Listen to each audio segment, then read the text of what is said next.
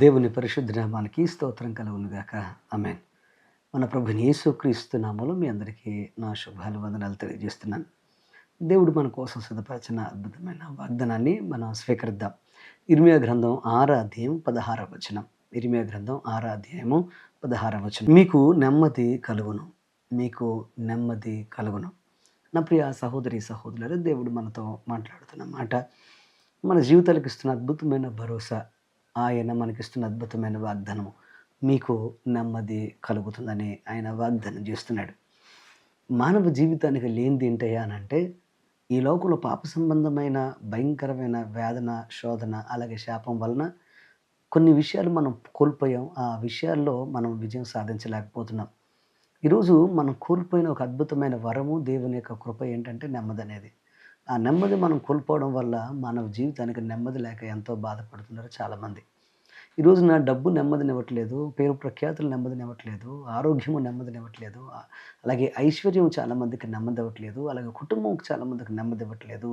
ఈరోజు ఎటు చూసినా గానీ భయంకరమైన బాధ, వేదనల చేత, తెలియని దుఃఖం చేత, తెలియని భయంకరమైన చింత చేత చాలామంది నలిగిపోతున్నట్లుగా మనం గమనించగలుగుతున్నాం.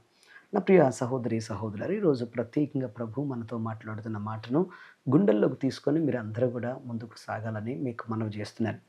ఈ నూతన సంవత్సరంలో మీ యొక్క శక్తి మరింత బలం కావడానికి, మిమ్మల్ని మరింతగా ఆనందంగా ఉంచడానికి, మిమ్మల్ని మరింతగా దీవెనతో నింపడానికి, మిమ్మల్ని మరింతగా లోతైన అనుభవాలు నడిపించడానికి ఆయన నీకు ఇస్తున్న వాగ్దానం ఏంటయ్యా అంటే, ఆయన నీకు నెమ్మది కలుగజేస్తున్నాడు. నా ప్రియ సహోదరి, సహోదరులారా, నెమ్మది లేని భయంకరమైన దినాల్లో, భయంకరమైన బాధ, వేదనల చేత శాపకరమైన భయంకరమైన రోజులలో నోబహు అనే ఒక వ్యక్తి పుట్టడం ద్వారా ఈ భూమి మీదకి దేవుడు నెమ్మది కలుగజేసినట్లుగా దేవుని యొక్క వాక్యం సెలవిస్తోంది. ఈరోజు మీ జీవితాల్లో ఒకవేళ మీ పరిసర ప్రాంతాల్లో, అలాగే మీ కుటుంబాల్లో, మీ వ్యవసాయ, వ్యాపార, ఉద్యోగాల్లో నెమ్మది లేదేమో. అయితే ఈరోజు మీ ద్వారా ఆ నెమ్మదిని ఆయన అనేక మందికి ఇవ్వాలని ఆయన ఆశపడుతున్నాడు. ఈరోజు మీరు నిలబడితే మీ ద్వారా ఆయన తప్పకుండా అటువంటి అద్భుతమైన కార్యం ఆయన తప్పక చేస్తాడు. ఎందుకనంటే ఆయన చేయలేని కార్యం ఈ లోకంలో ఏదీ లేదనే విషయాన్ని మనం గ్రహించాలి. నెమ్మది లేని వారి జీవితాల్లో నెమ్మది కావాలి అనంటే, అలాగే ఆనందం లేని వారి జీవితంలో ఆనందం కావాలి అనంటే, తప్పకుండా దేవుడిచ్చే ఆనంద, సంతోష, సమాధానాలు అందించే తప్పకుండా కొంతమంది శిష్యులు ఆయనకు కావాలి. ఈరోజు నా ప్రియ సహోదరి, సహోదరులు, వ్యక్తిగతంగా కావచ్చు, ఒకవేళ నీ కుటుంబ, అలాగే నీ యొక్క పరిసర ప్రాంతాల పరిస్థితుల్లోనైనా కావచ్చు. ఈరోజు ఆయన నీ ద్వారా నెమ్మది ఇవ్వాలని ఆయన ఆశపడుతూ ఉండగా, మరి నువ్వెందుకు ఆయన యొక్క పాత్రగా నువ్వు ఉండడానికి ఇష్టపడట్లేదు? ఒక్కసారి ఆలోచన చేయి. నిన్ను గనక ఆయన పాత్రగా వాడుకోవాలని ఇష్టపడితే, నువ్వు గనక ఆయనకు లోబడితే నిన్ను తప్పకుండా ఆయన అద్భుతమైన విజేతగా, విజయాన్ని అందించేదానిగా నిన్ను తప్పకుండా మార్చేస్తాడు. యెహోషువ తన జీవితంలో దేవుని మాటకు లోబడిన కారణంగా మోషేని దేవుడు పిలుచుకున్నప్పటికీ, మోషేకి ఎలాగైతే తోడుగా ఉన్నాడో అలాగే యెహోషువ కూడా తోడుగా ఉండి ఇశ్రాయేలు ప్రజలందరూ కూడా ఆయన నెమ్మదిని అనుగ్రహించాడు. ఈరోజు మీ జీవితాల్లో కూడా నెమ్మది కావాలి అనంటే, నెమ్మది మీ జీవితాల్లో ఎలా వస్తుందయ్యానంటే, మీ బ్రతుకుల్లో ఆయన మాటకు లోబడిన విధానాన్ని బట్టి వస్తుంది. ఆయన ఎల్లప్పుడూ తోడుగా ఉంటాడు. నాకు దేవుడు తోడుగా ఉన్నాడన్నాడు. ఆయన వాగ్దానాలు నేను నమ్మాను. ఆ వాగ్దానం నా జీవితంలో నెరవేరుతుంది. ఆ వాగ్దానం నా జీవితంలో నెరవేరుతుండగా, ముందుకు అడుగులు వేస్తుండగా అద్భుత కార్యం నేను చూడగలుగుతాననే ఓపిక, నమ్మకం నీకుంటే తప్పకుండా ఆశీర్వాదం నువ్వు అనుభవిస్తావు.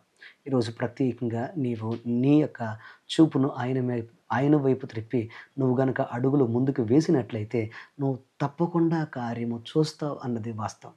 దేవునికి స్తోత్రం కలుగును గాక. అలాగే నా ప్రియ తమ్ముడు, ప్రియ సహోదరి, సహోదరుడా, నయమాను భయంకరమైన వ్యాధితో వచ్చాడు. భయంకరమైన రోగంతో ఉన్నాడు. భయంకరమైన కుష్ఠవ్యాధితో నలిగిపోయాడు.